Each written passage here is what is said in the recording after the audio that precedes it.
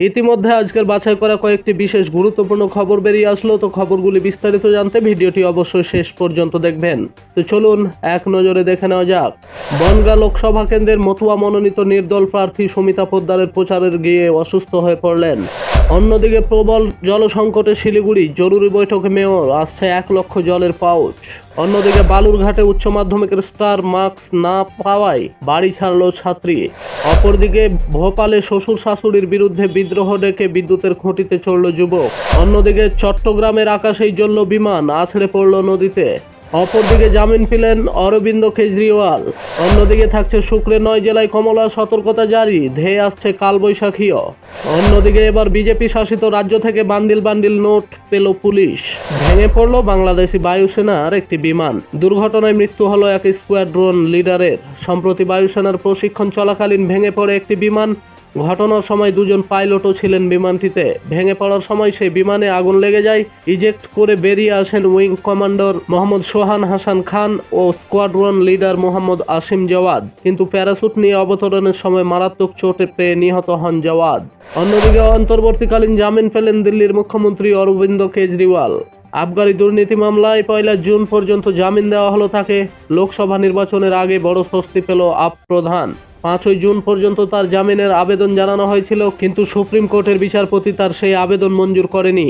আবগারি দুর্নীতি মামলায় এতদিন তিহার জেলে বন্দী ছিলেন তিনি, কিন্তু এই মামলা নিয়ে কোনো কথা বলতে পারবেন না কেজরিওয়াল। অপরদিকে লোকসভা ভোটের আবহে ফের একবার থরে থরে সাজানো নোটের বান্ডিল উদ্ধার করল পুলিশ।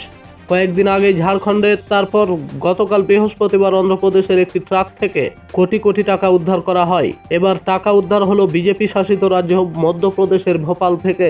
জানা গিয়েছে গত 9 মে রাতে মধ্যপ্রদেশের রাজধানী ভোপালে একটি বাড়ি থেকে নোটের বান্ডিল উদ্ধার করে পুলিশ। ওই বাড়িতে হানা দিয়ে এসব বান্ডিল বাজেয়াপ্ত করেছে পুলিশ। বিষয়টি পুলিশের আয়কর দপ্তরকেও ইতিমধ্যে জানিয়েছে। পুলিশ জানিয়েছে বিষয়টি এখনো তদন্তাধীন রয়েছে।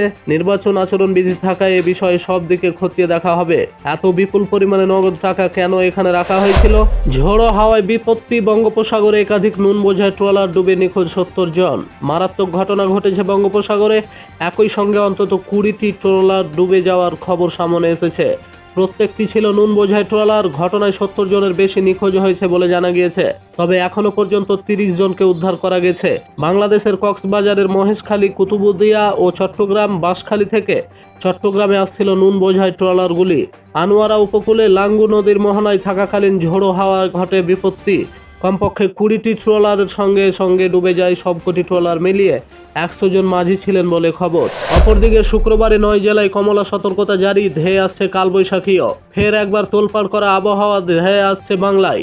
গতকাল বৃহস্পতিবারের পর আজ শুক্রবারও কাঁপানো বৃষ্টির সাক্ষী থাকতে চলেছে কলকাতাবাসী থেকে শুরু করে দক্ষিণবঙ্গ এবং উত্তরবঙ্গের মানুষজন।